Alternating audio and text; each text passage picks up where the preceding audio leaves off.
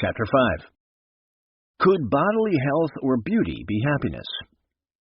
Beauty vanishes like a vapor, preach the men of musty morals. One might think that the notion that health is happiness, or that beauty is happiness, is found only in schlocky advertisements and inspirational books. Far from it. The idea is even promoted at one of the websites of the United Nations Development Program, praising the attitude it attributes to the inhabitants of Bhutan. Health is happiness. Note the prestigious agency's radicalism.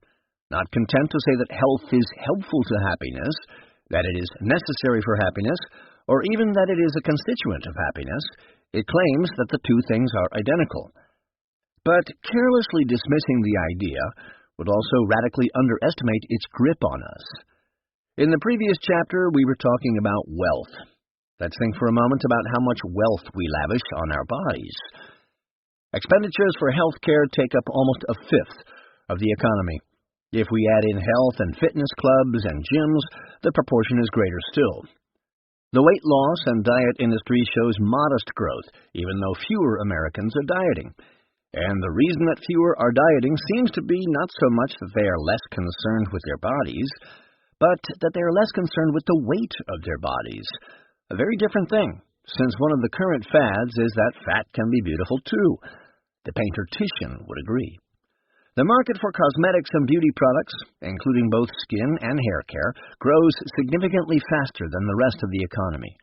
Economists and market researchers are so impressed by the resilience of this sector during recessions that they have given it a name, the lipstick effect.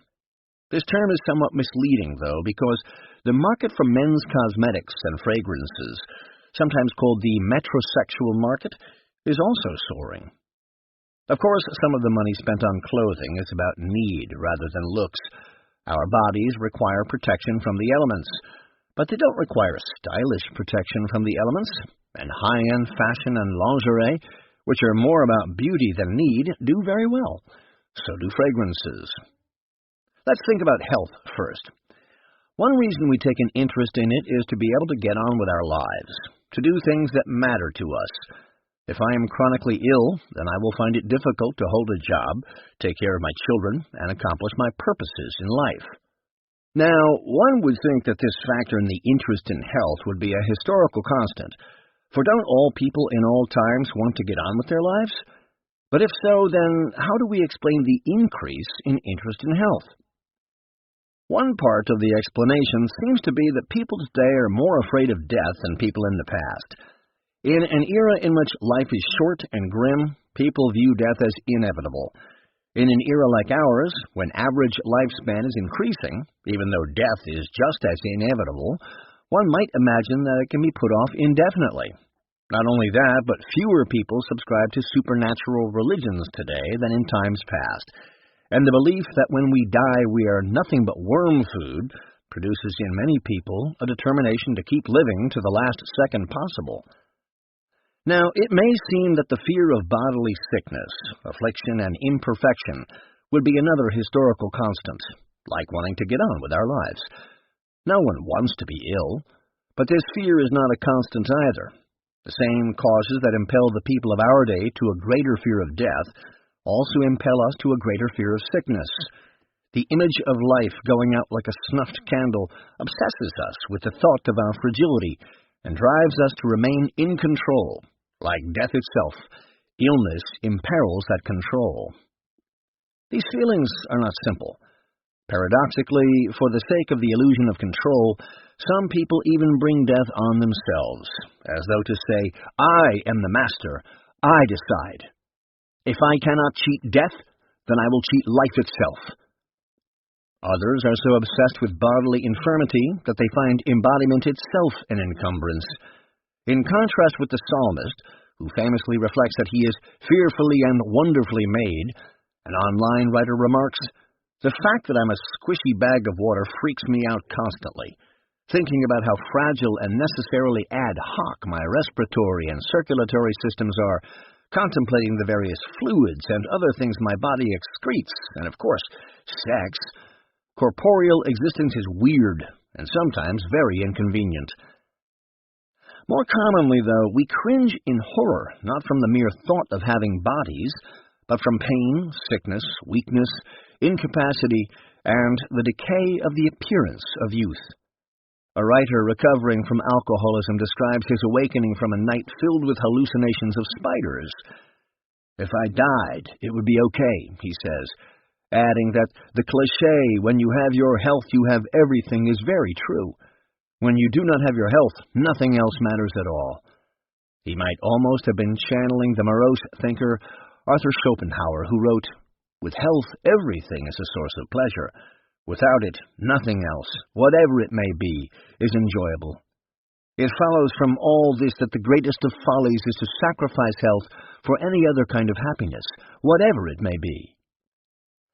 One would have to be a heel not to sympathize with suffering. But sympathy does not justify fallacy.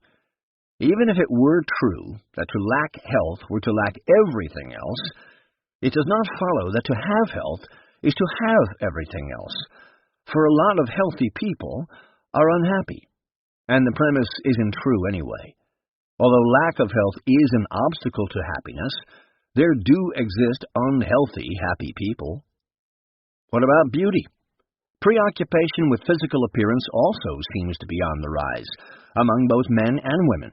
This is probably connected not only with the growing fear of age, but also with the growing obsession with sex. Obsession is actually the name of a woman's perfume, alongside opium, addict, and poison. One fad in advertising aimed at women these days is to call being viewed as beautiful empowering. The question, I suppose, is what those who are viewed as beautiful are being empowered to do. Apparently, to attract men. I remember a social occasion some years ago. Dinner would be served in a few minutes. Over glasses of wine, the women were exchanging compliments on their appearance. Cora told Catherine she looked sexy.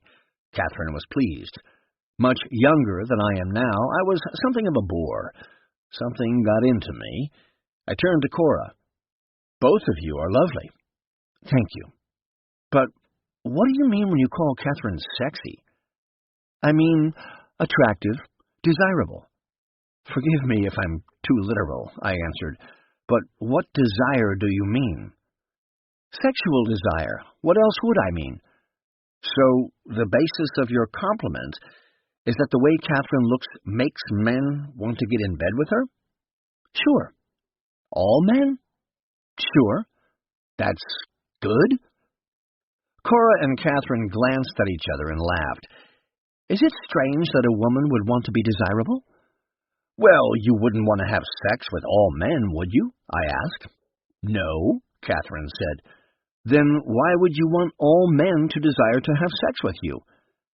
"Don't you understand a woman wanting to be beautiful?" asked Cora. "Sure," I said. "Well then?" "But you didn't speak of beauty, you spoke of sexiness." "Aren't they the same thing?" they both exclaimed. As someone more discreet laughingly pointed out to me later, I should have known better than to mix it up at a wine and dinner party. If Socrates and Alcibiades had been there, then maybe. Otherwise, no. He was right. The fact remains that many women do think this way, and certainly many men do too. But surely the idea of being beautiful and the idea of being able to provoke lust are not the same thing. I am fairly confident that the sculptor who made the Statue of Liberty tried to give her beauty, but I doubt that he intended that men want to bed her. The relationship between beauty and the ability to capture the attention of the other sex can be explained in many other ways too, although we need not settle the issue among the different theories.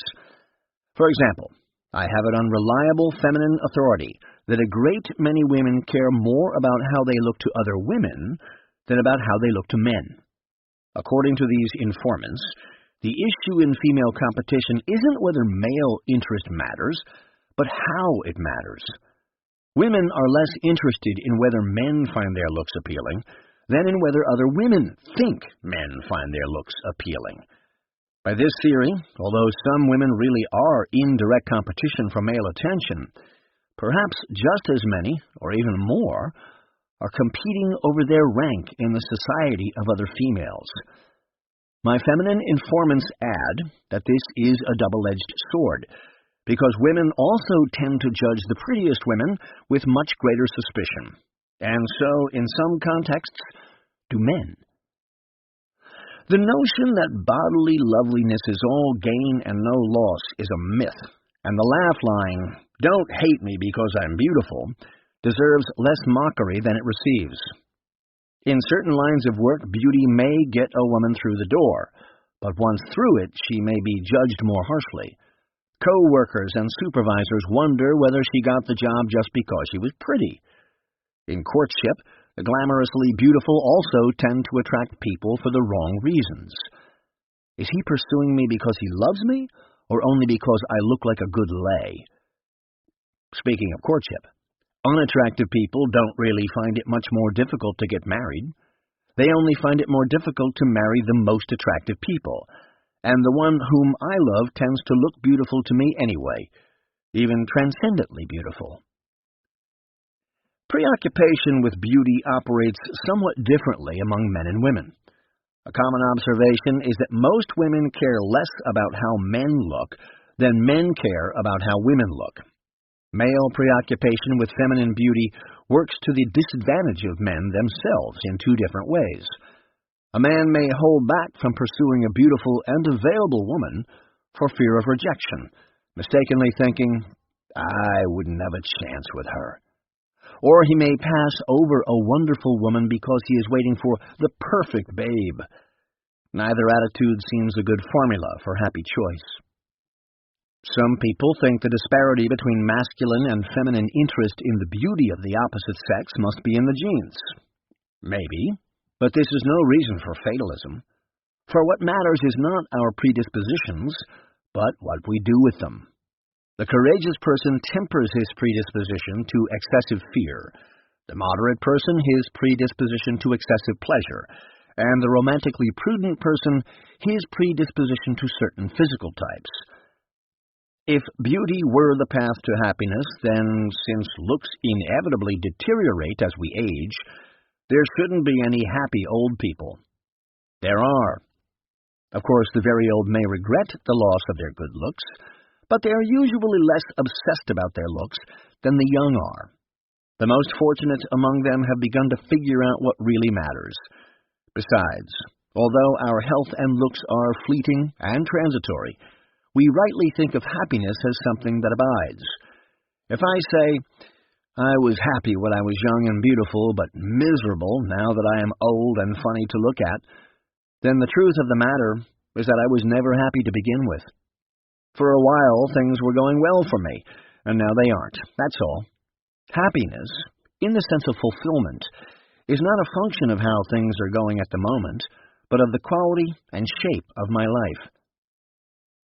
One of the most important things to be said is almost as commonsensical as the ones we have already been saying, but much more difficult to put in common-sense language because it has to do with our souls. Please understand that I am not using the term soul to sneak in assumptions some people would object to as religious. I am using it in a much more general sense. By the human soul, I mean only the ruling pattern of an embodied human life, that which makes the difference between a human being and a corpse. The usual religious question is not whether we have souls, for obviously our embodied lives have ruling patterns, but whether our souls are immortal, whether these ruling patterns can survive bodily death. At present, I am not addressing that question, though it may be important later on. The point that I want to make is that the normal state of a human being in this life, whether or not it is the only life, is neither a disembodied soul nor a soulless body. We are bodies united with souls. A human body without a soul would be a cadaver. If a human soul without a body is possible at all, it would be, at best, diminished. Now, the unity of body and soul raises a question. Which one is more important? Although the paradoxical idea that our souls exist for our bodies is not unheard of, the vast majority of human beings in all times and places have thought it is the other way around, that our bodies exist for our souls. The soul is what ennobles this otherwise dead flesh and makes the composite me. If this is true, then something important follows. For if the soul rules, and the body exists for its sake, then the goods of the body are subordinate to the goods of the soul. Since happiness is not a subordinate good, but the very summit of good, happiness cannot lie in the goods of the body, so it cannot lie in health or beauty. To sum up, we have found the view that happiness is identical with bodily health and beauty to be false, but we have also found 2 grains of truth in it, which explain, perhaps, why so many people think it entirely true. One of these grains concerns health, for the most extreme suffering does push out all enjoyment. No theory of happiness that denied this fact would deserve much respect. But in the first place, not all defects in health do push out all enjoyment, for not only are there numerous happy people in rather poor health, but some sick persons have the gift of making the best of their illness. Cheerfulness in adversity is rightly and universally praised as a virtue. And in the second place, from the fact that poor health impairs happiness, it does not follow that good health is happiness, or even that it produces it. The other grain of truth concerns beauty. As social beings, we do care whether others find us pleasant to look at. We can't help it. One can even put the matter in moral terms, for it is a genuine social duty to try to make our company pleasant to others, and a dirty, slovenly person who takes no care for his appearance is inconsiderate. If it is true that we should take pleasure in the exercise of the virtues, then why not in the exercise of this virtue? But the vice of vanity, and aren't all the vices roots of sorrow, is not the same thing as the innocent desire to be pleasing to others. It is a corruption of that innocent desire, seeking not that we each delight each other, but that I myself be more delightful than all the rest. How right it is for unmarried persons to want to seem persons with whom it would be delightful to be married. But how morbid it is for married persons to want to seem persons with whom it would be more delightful to be married than to the persons to whom the onlookers are married already. Chapter 6. Could fame or sheer notice be happiness? It is pleasing to be pointed at with the finger and to have it said, "There he is!" This chapter is not concerned with whether happiness lies in being admired for good qualities. I take that up in the next. For now, let's consider whether it lies simply in the attention of others. I use the term fame for being noticed on a very large scale, and the term infamy as one of fame's divisions, the fame that accrues to wicked deeds rather than good. If the game is attention, then either kind will do. The more of it, the better. A naive person might suppose that the sheer desire for attention, entirely apart from what brings it, is confined to small children. This misconception is easy to understand, since the desire is so conspicuous among them. Sometimes, of course, children seek attention because they want something, a snack, a story, a game, or a cuddle. But sometimes all they want is the attention itself. New parents are often baffled that their little ones may do mischief, even with the frank expectation of being scolded or punished for it. Craftier than their elders, these little ones grasp that unfavorable attention is still attention, and for them, attention is the thing. It isn't that they like the displeasure of their parents. It's just that in order to discipline them, their parents have to notice them, and the more the children are noticed, the better they are pleased. Some parents, missing the point entirely, have long talks with their little scoundrels about why their behavior is so naughty. For kids, that's the jackpot. But isn't being praised or rewarded for good behavior attention too? Of course it is. Its disadvantage is that the attention that results from misbehavior is very likely to be much more intense. From the child's point of view, it may be a toss-up whether it is better to have a mild pleasure from praise, unmixed with distress, or to have an intense pleasure from a scolding, mixed with sharp distress. Besides, the child never knows whether anyone will notice his good behavior, but he can be pretty sure to be noticed if he is bad. Granted, this sort of motive is most spectacularly on display among children who have been neglected, but to some degree, all children live by it. But as I said, the motive is not confined to children. In one of his books, Machiavelli criticizes the vile Giovanpagolo Baglioni, tyrant of Perugia, for surrendering his city to Pope Julius II, even though, had it come to a fight, Giovanpagolo would have won. Although Machiavelli comments on Giovanpagolo's pusillanimity, his criticism is not precisely that Giovanpagolo was a coward, but that he passed up an opportunity to win eternal fame by committing a dreadful deed. Giovanpagolo, who thought nothing of incurring the guilt of incest or of murdering his kinsman, could not, or more truly durst not, avail himself of a fair occasion to do a deed which all would have admired, which would have won for him a deathless fame, and which would have displayed a greatness far transcending any infamy or danger that could attach to it. The lesson Machiavelli draws is that if one cannot gain fame through being good, then at least one ought to gain it through being bad. Middle ways are foolish because they bring no fame to anyone. To Machiavelli, it makes sense to give paramount importance to fame, because we crave immortality.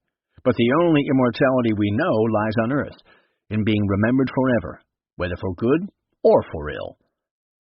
So small children are not the only ones who think the fact of getting attention may be more important than the means by which one gets it. We don't need the example of Machiavelli to learn this lesson. All history testifies to the extremes to which some have been willing to go for the sake of fame. Still, there is a difference between an aristocratic age like his and a popular age like ours. Only 3 centuries ago, when aristocracy had not yet quite died, it was still possible for Joseph Addison to write that, were not this desire of fame very strong, the difficulty of obtaining it, and the danger of losing it when obtained, would be sufficient to deter a man from so vain a pursuit. That was a sharp observation at the time, but it no longer holds in our day, for fame has been largely democratized. Although it is still difficult to attain enduring fame, there is no longer a need to do anything spectacular to attain fame of the transitory sort. Pop artist Andy Warhol famously prophesied in 1968 that, in the future, everyone will be world-famous for 15 minutes, and the social media have turned his prediction into an aspiration of the masses. Besides, in an age in which many people have no sense of history, exhibit no interest in posterity, and think that death blots out this short life, 15 minutes of fame may sound pretty good. Some of the things people do for attention are innocent, or at worst silly, as in the case of the woman who posted a video of herself donning a Chewbacca the Wookiee mask and laughing hysterically for several minutes. That one was viewed more than 13 million times, and won the lady in the mask a television appearance. A number of other persons found their own 15 minutes of fame by piggybacking on hers, posting videos of themselves doing nothing but watching the Chewbacca mask video. Others are not so innocent. Typical of the vicious sort is the video of a girl in a grocery store opening a carton of ice cream, licking it, and returning it to the freezer case, egged on by the friend who recorded the scene. That one was viewed more than 13 million times, garnering tens of thousands of retweets and 65,000 social media likes. A like, in this context, doesn't necessarily mean I liked what she did, but just I liked watching this. Apparently that's all the motivation it takes, because the ice cream licker was honored by a spate of copycats.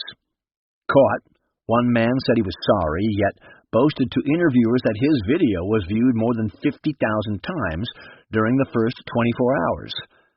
Some of these copycat incidents seem to have been phony, people feigning sickness and then pretending to lick food or to sneeze or cough on it, rather than really doing so. To the perpetrators, however, it makes no difference, for even if only anonymously, and even if only for acts of turpitude, they have been noticed. Of course, not everyone goes to such extremes, but it seems that some people will go to any lengths to have the attention of others. One pop star, whom I resolutely refuse to name, had herself filmed riding a wrecking ball in the nude. Just to leave no doubt as to her intention, at a certain point in the video, she is said to have mouthed the words, "Pay attention to me." Apparently, she expected viewers to pay close enough attention to attempt to read her lips. Apparently, she was right. And consider the strange phenomenon of people famous for being famous, whose lives are followed avidly by millions who have no idea what first catapulted them into public notice. The sheer fact that they are noticed is so interesting to the fans that these enthusiasts reward them with more notice, at least until the 15 minutes are over. True, part of the public interest in the lives of the famous for being famous is malicious. The crowd is hoping that they will slip and fall. But it would not be nearly as entertaining to see them make fools of themselves were it not for the fact that they are envied. Obviously, such persons are not envied for what they did to burst into the spotlight, since no one remembers what it was. They are envied just for the fact that they are in it. How well does fame or being noticed stand up against what we understand happiness to be? We think of happiness as something noble and exalted, but as we have already amply seen, some will lower themselves to any depth for the sake of attention. Complete happiness is incompatible with its opposite, but fame is entirely compatible with misery. Consider the embarrassing spectacle of the pop star, who had herself filmed melting down, tearfully but ironically blubbering that she wanted her viewers to leave her alone and stop tormenting her with cruel comments on social media. It is a dreadful thing to live on a public platform, to have no boundaries, to lose the membrane that separates us from the perpetual scrutiny of others. Happiness is something that endures and is not easily lost, but fame is short-lived. As soon as the onlooker becomes familiar with an entrancing spectacle that seizes his attention, he becomes bored by it and falls out of the trance. Though some people remain famous for a long time, they do so only at a cost, because they must continually feed the restless eyes of the spectators with new things to gaze upon.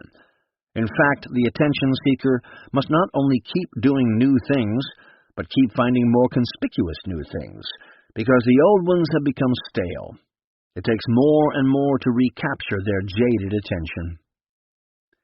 Happiness is not at the mercy of others, but fame is utterly dependent on the crowd. It cannot be commanded. He who craves fame puts himself in the absolute power of others, and subjects himself to the freaks of their notice. He loses his freedom, and makes himself a slave. Happiness is associated with sufficiency. It should leave nothing to be desired. But those who crave fame never think they have enough. Like a shot of vodka, each new burst of attention goes right to the head, but rather than satisfying, its dizzy delight whets the appetite for more, setting the seeker to seek it anew. Moreover, the enjoyment of fame, like the enjoyment of wealth, is never as great as we imagine it will be, and we are much more cast down by the loss of others' attention, or the fear of losing it, than we could ever have been pleased by having it. But if we do fancy being noticed so rewarding, what generates this fancy? What good thing does notice do for us, or at least seem to do for us? What makes the delusion that fame equals happiness so persuasive? The answer lies in the fact that we are social beings. This point is easy to misunderstand. The fact that we are social does not mean just that we have a social instinct, for in that case, the statement that we want to be noticed because we are social would be circular. It would be like saying that we want to be noticed because we want to be noticed. It would explain nothing. To avoid misunderstanding, it may be helpful to distinguish between the pushes and the pulls of our nature. A push is a blind, mechanical cause that we cannot disregard, like the impulse that makes our hearts beat, or that makes us breathe in and out. A pull is something we have some choice about, but to which we do well to pay attention because it directs us toward the fulfillment of our potentialities, including, for humans, our rational potentialities. To see the difference more clearly, consider a cow, which is a social creature, like us, but which, unlike us, is not rational. The cow is pushed by its instincts to herd with other cows. It doesn't know why it herds with them, it just does. By contrast, whether or not we have such things as instincts, we are pulled to associate, because for our kind of being, the good life is truly a good life only when it can be shared with others. We don't need others just for the reasons the beasts need them, for we also have ends higher than theirs. We wonder about things. We desire to know. We long to know the truth, especially about the greatest things. We rely on others to gain knowledge, even more than we rely on them for things that we share with cows. Human life turns out to be a partnership not just in such things as eating and protecting ourselves, as it is among them, but also in finding and living by the truth. A cow does not ask, "What am I?" I do ask it, but I cannot even ask it without also asking, "What are we?" In short, we don't just have an itch to be social. Our completion requires it. We are not just pushed toward others by our urges, but drawn into fellowship for our fulfillment. Everything concerning life in community has the most penetrating importance to us. But a wholesome human community is a far more subtle and complex thing than a herd of cows. And here is the kick. Mutual notice or recognition is one of its subtle and complex necessities. Not only does being noticed reassure us of our standing in the group, it belongs to the very life of the group. In order to court each other, marry each other, raise young together, build cities together, teach each other, and consider the ultimate questions together, we must notice others and be noticed by them in turn. Otherwise, the whole thing grinds down. The young pop star who had herself filmed taking a nude ride on a wrecking ball was not perverse because she wanted other people to know her, but because in her the normal desire to be known had been raised to an abnormal degree and become a disease of the soul. As we have seen about wealth, about health, and about beauty, so we see about fame or attention. The great thing is not just to satisfy our desires, but to shape and refine them so that they can attain their natural purposes. Most people are able to see that liking, admiration, and approval are better than sheer attention. And this leads us to our next topic. Chapter 7. Could glory or praise be happiness? The desire of glory is the last infirmity cast off even by the wise. Let us have done with fame, which is merely being noticed by the many. Now let us consider not only being noticed, but being thought great. Though sometimes called fame, the acclaim of the many is more precisely called glory. We have seen that ultimate happiness does not lie in fame, but could it lie in glory? Who doesn't find even the admiration of a single person pleasant? The honor and veneration of thousands, especially of those whom we consider qualified to judge us, and especially if we expect their good judgment to persist into future generations, is so gratifying that the very thought of it has the power to stir and elate us. Mother Teresa of Calcutta is considered great because she secreted herself in the slums to comfort the sick and forgotten with no thought of glory whatsoever. Aside from the saints, however, this sort of glory is the exception. Greatness is most often pursued and achieved in the most conspicuous occupations. Statecraft, war, and athletics, which is sublimated war, receive more attention than humble service to the poor. However, the keen desire for glory is also a propulsive motive in medicine, science, entertainment, literature, the arts, and some of the professions. Some nations have been more notorious for craving glory than others. Augustine remarks that the Roman political class were greedy of praise. Glory they most ardently loved, for it they wished to live, for it they did not hesitate to die. Every other desire was repressed by the strength of their passion for that one thing. Although even the ordinary man may fancy an inscription on his grave, glory is won mostly by achievements considered marvelous. However, because there is something of the dog in most of us, glory can also be awarded for mere pomp and grandeur, the mere trappings of wealth and dominion. In rare cases, in a society that is not altogether corrupt, glory may even be accorded to persons of virtue. More often, though, we exalt persons who have the appearance of virtue, or, if not of genuine virtue, then at least of the qualities that please us. Commonly, we accord superlative moral character to men just because of the great deeds they have undertaken.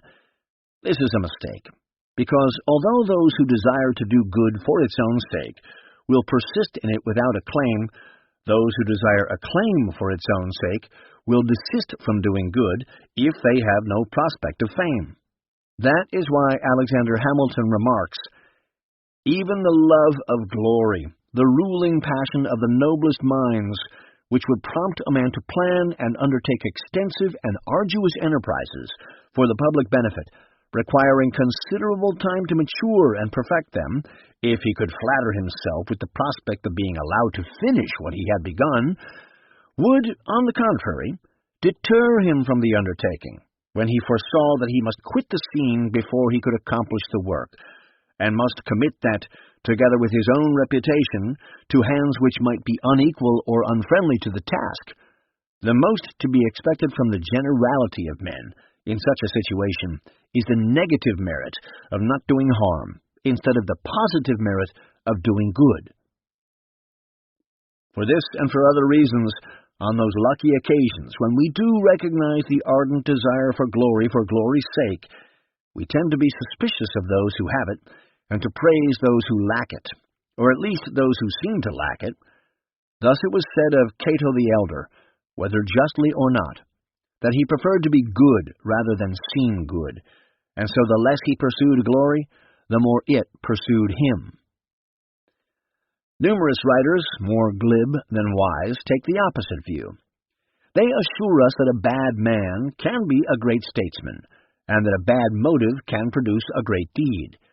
By a great statesman, they seem to mean someone who possesses the skills of statecraft, and their point is that virtue and skill are not necessarily connected.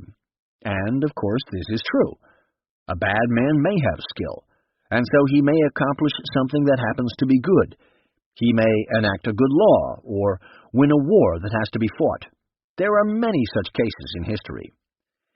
But if the bad man's motives are flawed, then if it suits his purposes, he is just as likely to do something evil. One cannot be confident that he will do the right thing. Besides, precisely because his motive is flawed, even when he does intend something good, he is likely to do it in an evil way. Finally, there are some good things he cannot do, even if they do chance to coincide with his motives.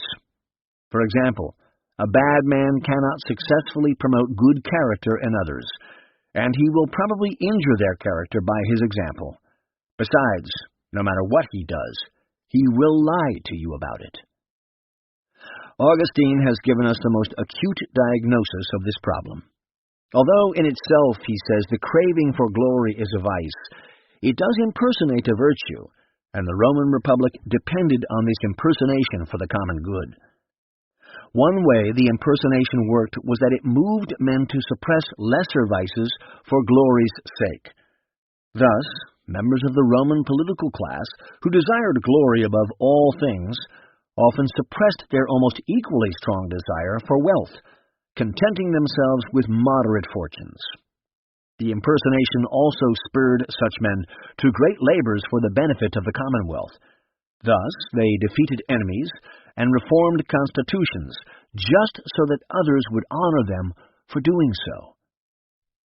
The weakness of this cultural policy is that glory can be won by foul means as well as fair. For example, a man may attain high office through a deserved reputation, but he may also attain it through buying votes.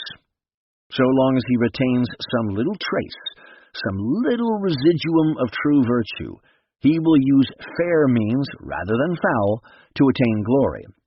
However, little by little, the craving for glory undermines this little trace of virtue, for the strong desire for glory breeds several vicious habits in the mind. As Addison says, once men are willing to use foul means, the desire for glory no longer successfully impersonates a virtue, and the society begins to collapse. Augustine also explains that whatever the effects of the longing for glory upon the domestic policy of the Commonwealth may have been, they were dreadful for the Commonwealth's neighbors. For because it seemed inglorious to serve, but glorious to rule and to command, the Romans first earnestly desired to be free, and then to be mistress. In their treatment of other nations, they loved justice for the sake of glory, rather than glory for the sake of justice. Consequently, they were not above casting justice overboard when it was inconvenient. The greed for glory is also self-defeating because it betrays the ambitious man into acts of vice, that in turn may diminish his glory, if not in everyone's judgment, then at least among those best able to judge, the very ones whose acclaim he most covets. In the meantime, fearful that his merits will be overlooked, he will constantly be tempted to boast of his qualities and deprecate the merits of others. This vain habit will expose him to scorn and derision, and as the world is more apt to find fault than to commend, the boast will probably be censured when the great action that occasioned it is forgotten. I mentioned in the previous chapter how easy it is in our day to win short-lived fame. Yet it remains terribly hard to win enduring glory for noble deeds. Jonathan Swift remarked that censure is the tax a man pays to the public for being eminent. One reason is that in any human society, a great many people are incapable of distinguishing between true gold and tinsel. Another is that even if we are capable of distinguishing them, we may not allow ourselves to do so. Why not? Mostly because of cynicism, envy, and petty pride.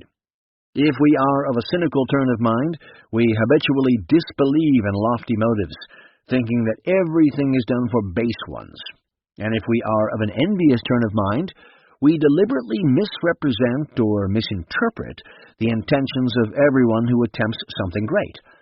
We grieve over the merits of others because they make our own seem less, and we magnify our own by belittling theirs.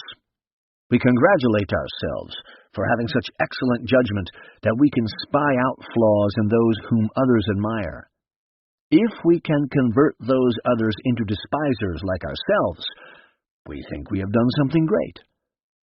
My point is not that these are vices, though they are, but that they make the prognosis very poor for those who love to be praised.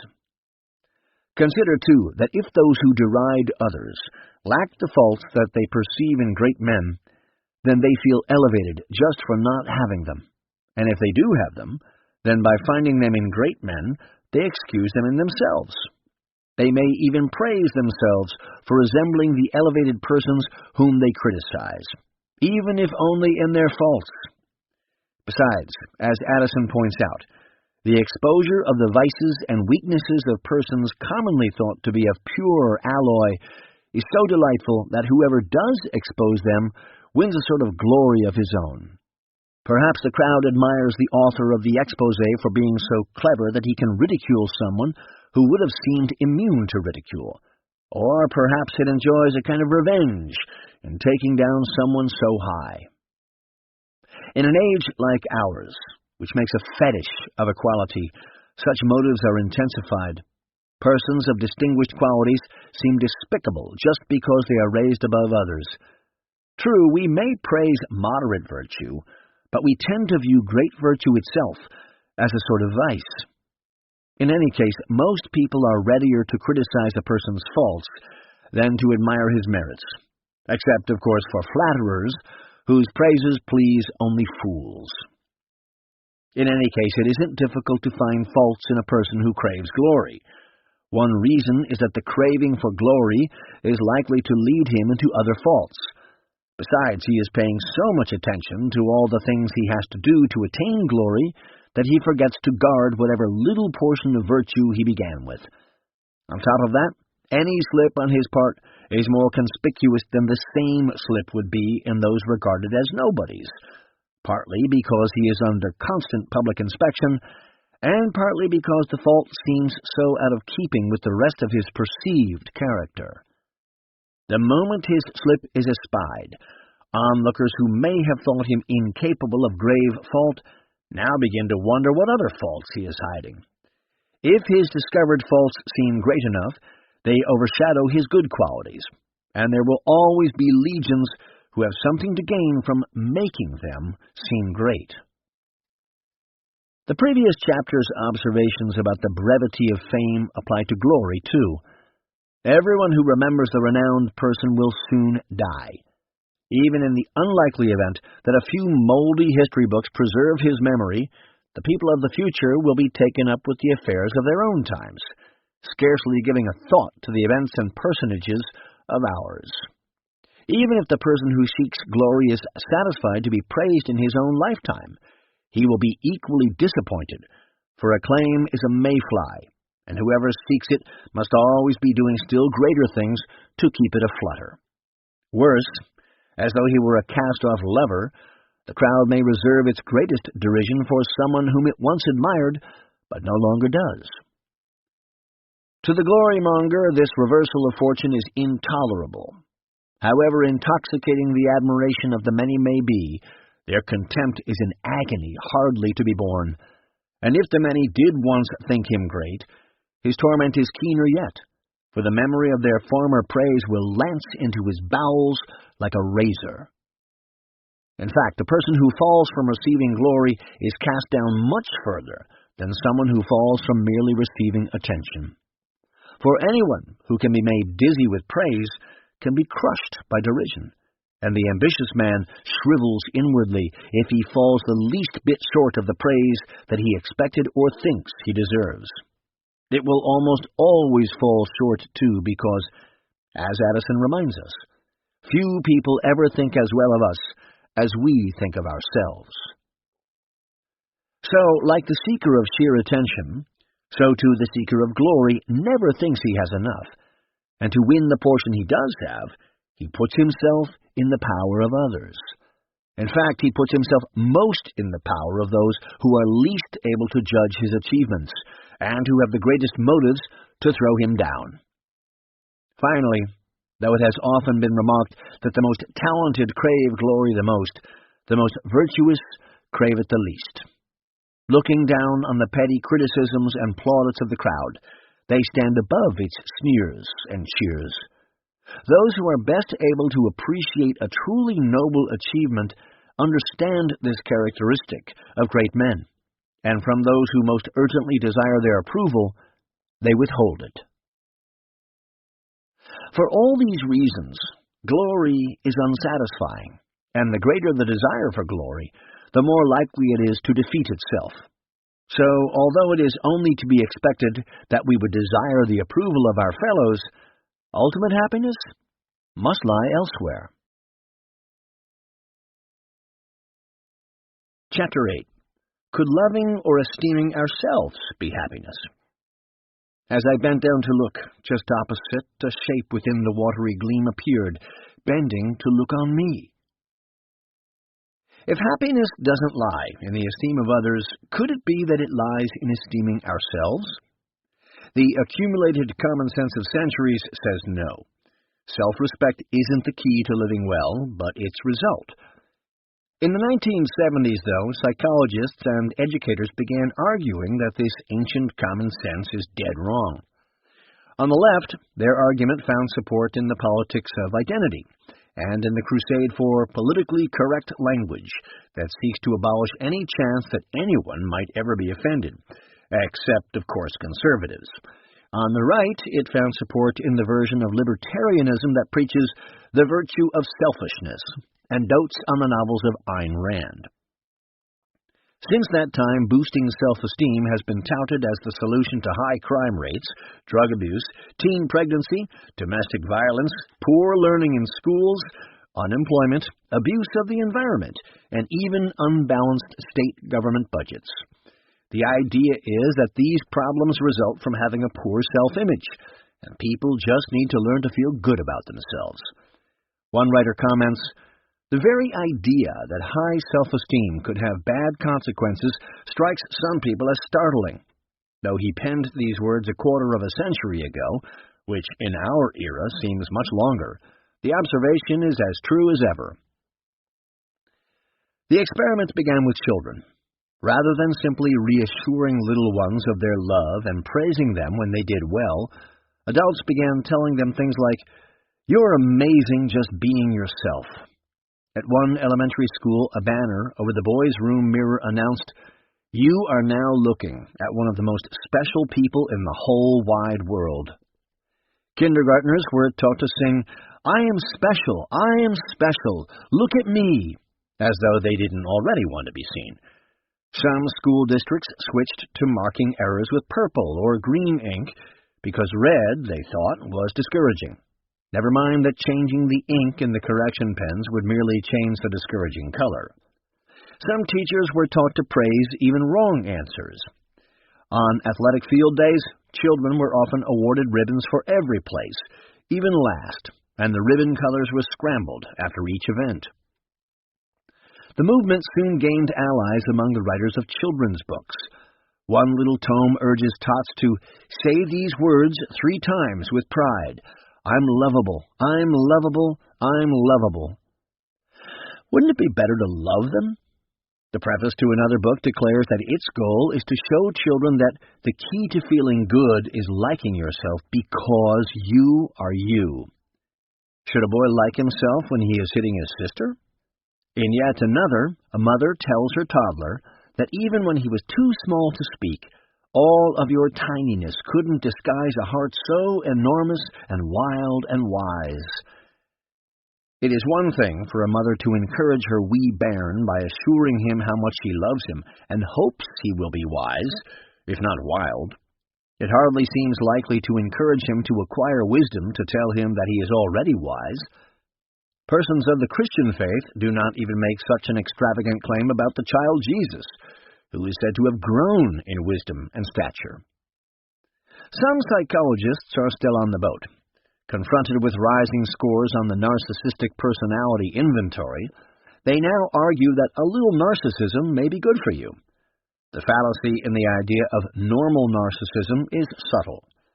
True, everyone alive is somewhere on the narcissism scale. Everyone would have to be, since scales of this kind are designed to put everyone somewhere on them, just as thermometers are designed to give even ice cubes a temperature. But from the fact that everyone may need some of the qualities that narcissists have too much of, such as confidence, it doesn't follow that everyone needs to be somewhat narcissistic. Narcissism is a personality disorder. To deny this fact betrays ignorance of the age-old insight that excellence of character lies in a mean. Consider courage, which isn't high spirit per se, but habitually having the right amount of high spirit for the circumstances. Habitually having too little is cowardice, and habitually having too much is rashness. It is just as foolish to call appropriate confidence normal narcissism as it would be to call courage normal rashness. At length, other psychologists have come to realize that the claims of the self-esteem movement are overblown. According to Roy F. Baumeister, who was converted only reluctantly, research shows that high self-esteem does not improve performance at work, make relationships better, reduce violence or bullying, or deter cheating, stealing, drug abuse, or early sex. In short, despite the enthusiastic embrace of self-esteem, we found that it conferred only 2 benefits. It feels good, and it supports initiative. Those are nice, but they are far less than we had once hoped for. Indeed, Pleasant feelings can coexist with an objectively miserable life. Even the dope addict feels good while he is high. And if we encourage initiative by persuading people that they are more capable than they are, then we are setting them up for a fall. Self-esteem can even backfire. A team of psychologists found that students pulling grades of C and D did worse than the control group, not better, after teachers labored to boost their self-esteem. Persons with inflated self-regard also inflict costs on those around them. A psychologist who asked people to rank both themselves and others in a group found that self-aggrandizers did make good first impressions. Others ranked them as especially agreeable, well-adjusted, and competent. But after some weeks, they dropped to the bottom of the rankings. Two other psychologists summarize, "God's gift to the world can be hard to live with." Yet the train barrels on. Self-esteem scores have risen over the recent decades, while achievement scores have dropped, and psychopathology is on the increase. Interestingly, American kids are more confident than ever before that they outperform their foreign peers, though actually they are falling further behind. Pop music is very big on self-esteem these days. In a casual survey, I count 5 variations on the theme. Variation 1. I love myself. Not long after the self-esteem movement began, Whitney Houston crooned, "Learning to love yourself, it is the greatest love of all." 35 years later, Meghan Trainor simplified the argument. I love me, I love me. I don't know about you, but baby, I love me. Now everybody say, hey, hey, hey. Oh, hey, hey, hey, I love me. Variation 2. I'm better than everyone else. See ya, Chance. I'm free to be the greatest. I am the truth. I am the wisdom of the fallen. I'm the youth. I am the greatest. Rivers Cuomo proclaims, I am the greatest man that ever lived. I was born to give. I was born to give. I am the greatest man that ever lived. Oh, radioactive. Variation 3. I don't need anyone. Leading the pack is Meghan Trainor again. I can't help loving myself, and I don't need nobody else. Nuh-uh. If I was you, I'd want to be me too. Allie Brooke agrees. If I'm going to love someone, I'm just going to love myself. Self. I already know I'm fabulous. I don't need no one else. No one else. Variation 4. I don't have any flaws. Exhibit A is Christina Aguilera, who bluntly declares, I am beautiful in every single way. In a sort of limerick, India Ari elaborates, every freckle on my face is where it's supposed to be, and I know my Creator didn't make no mistakes on me. My feet, my thighs, my lips, my eyes, I'm loving what I see. Lady Gaga is sure she's perfect because her mother told her so. My mama told me when I was young, we are all born superstars. There's nothing wrong with loving who you are, she said, 'cause he made you perfect, babe. Variation 5, I'm not sure I believe all this, but I'm desperately trying to. Typical of this variation is a song of Alessia Cara. At first she seems only to be boasting. I'm a million-trick pony, the number one and only. On a scale of 1 to 10, I'm at 11. Okay. As she continues, the boast reveals itself as a device for propping up a fragile sense of self. Fake it until I make it ring true. One day I'm going to be better at feeling cool, yeah. Fake it until I make it ring true. Hey, one day I'm going to be better at feeling like a million-trick pony. The interesting thing isn't that so many singers would sing such lyrics, but that so many listeners would want to hear them. Music critics describe such songs as empowering, the same gimmick some beauty merchants use. That sort of empowerment, however, may be very disempowering. For if to get out of my funk I have to believe that I am practically perfect in every way, then any little failure may threaten my self-image and cast me back down. It is not hard to see that something is wrong here, but since believable errors contain distorted images of truths, let's see what is true in the notion of self-esteem. If I have behaved despicably, I should not admire myself, and the best thing I can do for myself is humbly accept what's coming to me. Yet there is a difference between liking and loving. I should always love myself, in the sense of desiring for myself what is good and avoiding what is evil. Even the command to love others assumes self-love. The wording of the precept is, "You shall love your neighbor as yourself." Traditionally, this was not understood to be about how much we love our neighbors, but about how we love them. We should love them in the same way that we love ourselves. This teaching was called the order of love. And what did it say about how we should love ourselves and others? 3 things. Just as we genuinely wish ourselves well, so we should not love others just for our own gain or pleasure, but genuinely wish them well. Just as we will for ourselves only true and not false or illusory goods, so we should will for others only true and not false or illusory goods. Just as our love for ourselves should be rooted in loving God, so our love for them should be rooted in loving God. In our time, the third is usually the sticking point. I will not consider even whether there is a God until later in the book, but we can understand the third point even while putting that question off. Think of the argument as an if-then. Desiring my own good requires desiring my highest good. If my highest good is God, a point we are not yet investigating, then loving myself well involves loving God more. But whatever the highest good is, it cannot be me. The person for whom I desire the supreme good, myself, must be different than the good that I desire for him.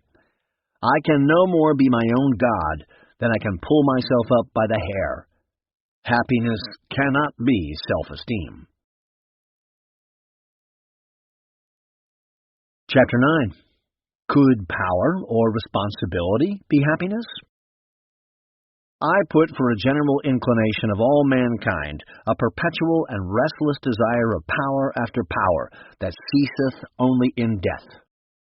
Writing almost 5 centuries ago, the first theorist of power, Thomas Hobbes, gave the most general definition of it. The power of a man is his present means to obtain some future apparent good. Whatever I can use to get something I think good, whether or not it really is good, that's power. This definition takes in a lot of territory. In the first place, says Hobbes, the union of different powers is power. Friends and helpers are power, because their strengths are united with ours. Wealth, used generously, is power, because it attracts friends and helpers. The reputation for power is power. Anything that makes a man beloved or feared by many people is power, including the mere reputation of loving them. The reputation for prudence is power. Eloquence is power because it imitates prudence. Success is power because it produces a reputation for prudence, or at least a reputation for good luck, so that others come either to fear or to rely on the successful person. Privileges are power. Bodily beauty is power. For those who already have power, geniality is an increase in power. Finally, says Hobbes, practical knowledge is power. For instance, knowing how to make instruments of war and defense. But the Hobbesian definition is too broad for our purposes. Everyone wants to be able to obtain what seems good, but the mere desire for the ability to obtain it is not what we ordinarily mean by the love of power. I will use the term power only for the means of ruling, directing, or strongly influencing others. Even taken in this more limited sense, desire for power is universal. In an authoritarian regime, few people admit to desiring power because doing so will get them in trouble with those who do have power, but they desire it. In a republic or supposed republic, few admit to the desire because they associate it with dictators and conquerors, yet they readily admit the desire to be administrators, join management, learn leadership, enter public service, be guides, motivate team members, or have broader responsibilities. If someone says he wants to rule, we think he is a bad fellow. But if he expresses a need for empowerment, has ambition, or aspires to leadership, we think he is a fine one. Such quirks of language are not always self-deceptions. At the bottom of them may be a reasonable wish to distinguish between excessive power and the authority that is appropriate to one's calling and station in life. Businessmen may want authority to direct their own enterprises, without wishing to run schools or the church. Teachers may want authority to teach their students, without wishing to control their lives. Parents may guard their authority over their children for the children's own good, without wishing for tyranny over them or dominion over other children. In each of these little realms, the right kind of power can be exercised moderately and humbly, even if some people overreach.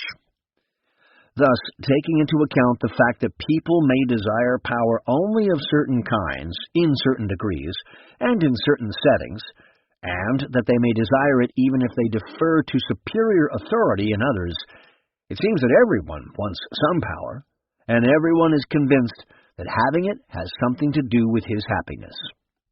But in every society, some people draw the more ambitious conclusion that if some power is good, more is better. And if some kinds are good, all kinds are. Whether or not they admit it to themselves, these people view power over others as the key to their happiness. Could they be right? Not all motives for unlimited power concern us here.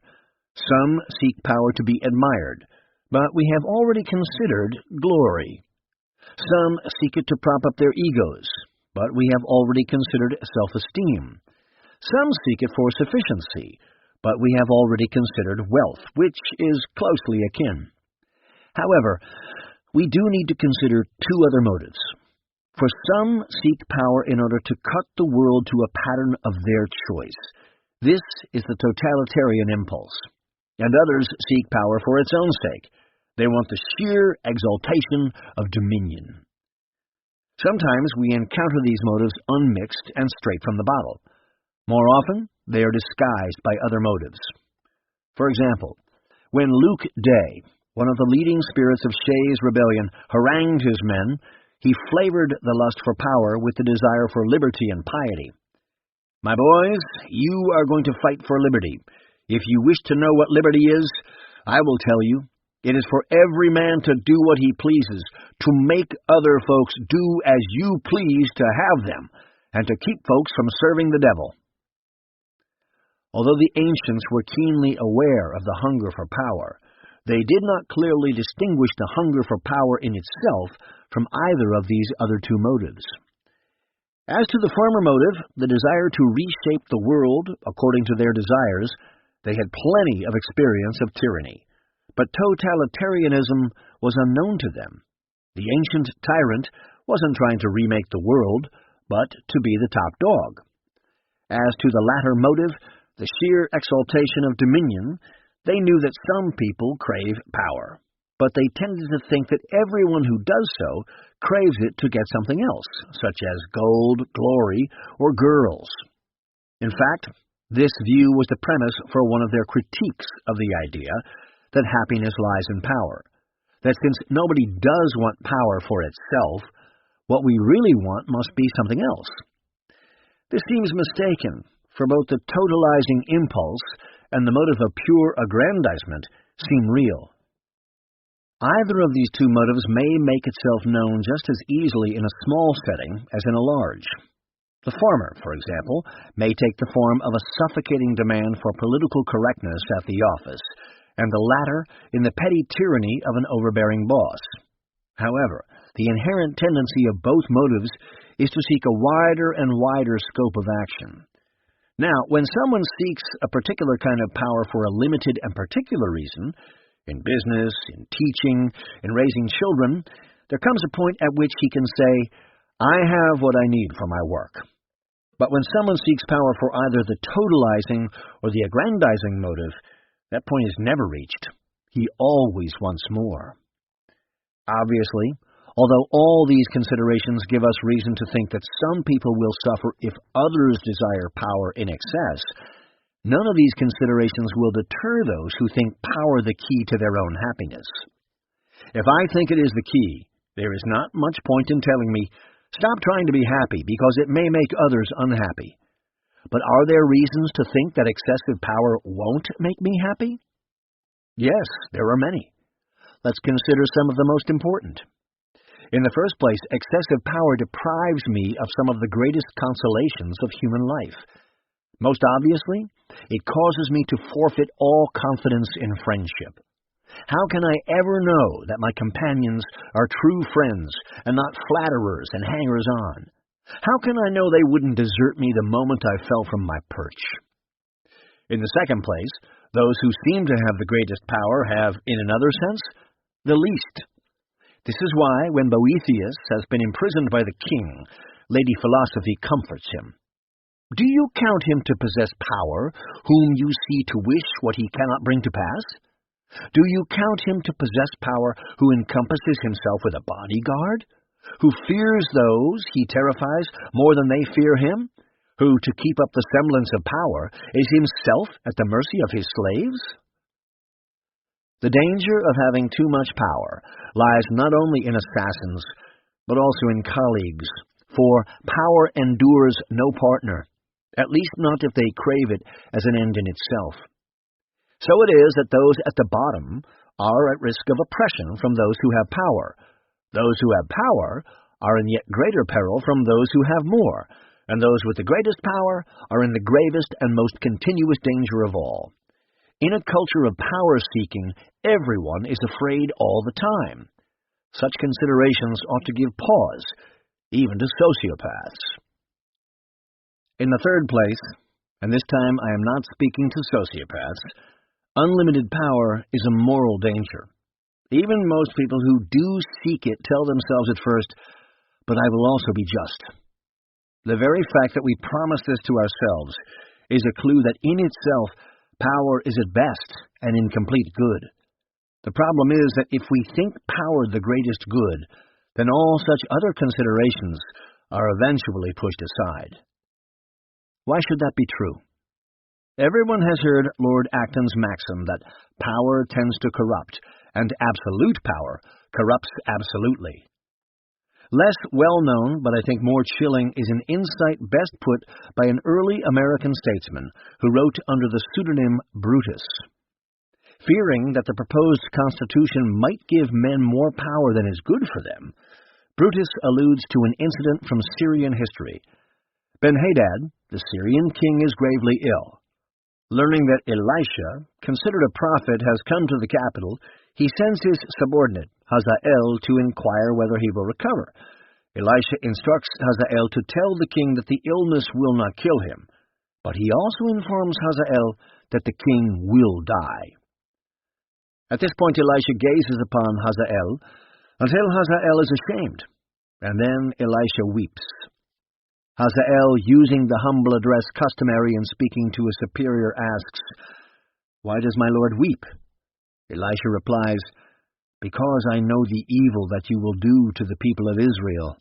You will set on fire their fortresses, and you will slay their young men with the sword, and dash in pieces their little ones, and rip up their women with child."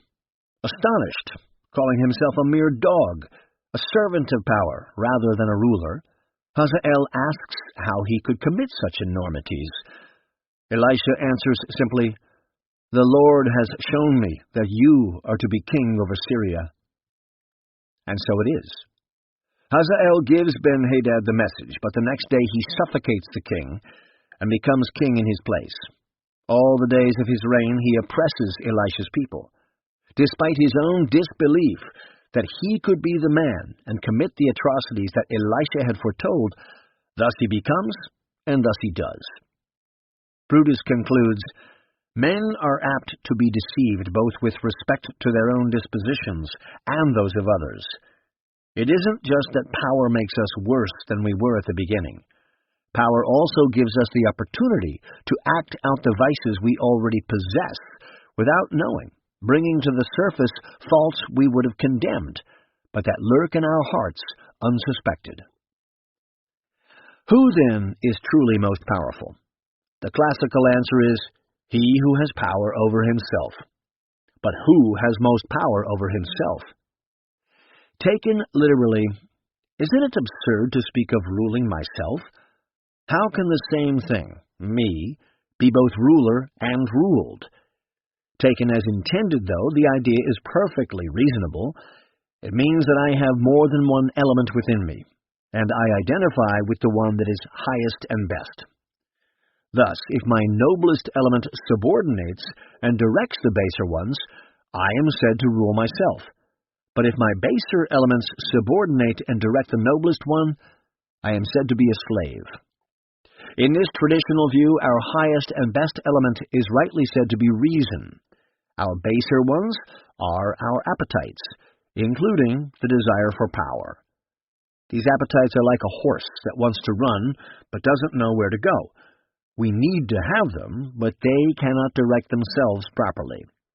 And the man who is ruled by his appetite for power is as much a slave as a man who is ruled by his lust, by his anger, or by his belly. Instead of riding the horse, he is letting the horse ride him.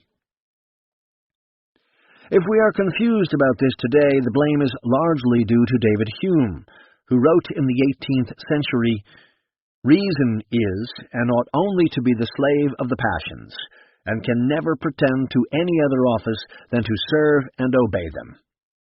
Hume's view has been enormously influential, but he was cheating. His notion seemed plausible only because he first defined all impulses that affect the will as passions, and then said that only passions can affect the will. We can disregard such circularities. If the mind cannot motivate the will independently of the appetites, then how is it that it can stand in judgment upon them? For doesn't it? Don't we sometimes say, "I don't want that, but I ought to," and whip ourselves up to desire it?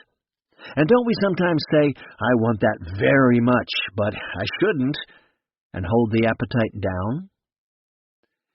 Seneca wrote, "Excessive power wants power beyond its power." What lies behind this craving? Power makes us think our reach unlimited. Could it be, then, that the longing for power is a mask for the longing for an infinite good? I do not dismiss the question of whether desiring an infinite good makes sense. We will return to that deeply serious puzzle later in the book. For now, suffice it to say that all human power is limited, and the infinite cannot be found in the frangible and finite. To conclude, depending on how I am situated in life, I do need certain amounts of certain kinds of power. Everyone does. However, my happiness lies not so much in power itself as in using it for good in my station and calling. I may have power, yet lack many things that I need. Too much power may even endanger these things, and the retention of power is not ultimately in my control. At most, I should seek power to direct my own proper affairs and to protect them against others. Desiring dominion over the proper affairs of others is folly. If rule does fall to me, for human beings need laws, and someone must rule, then I should dare exercise rule only to protect the proper powers of the governed over their own affairs, not to usurp them. All of this requires the direction of the virtues, not least of these, humility and justice.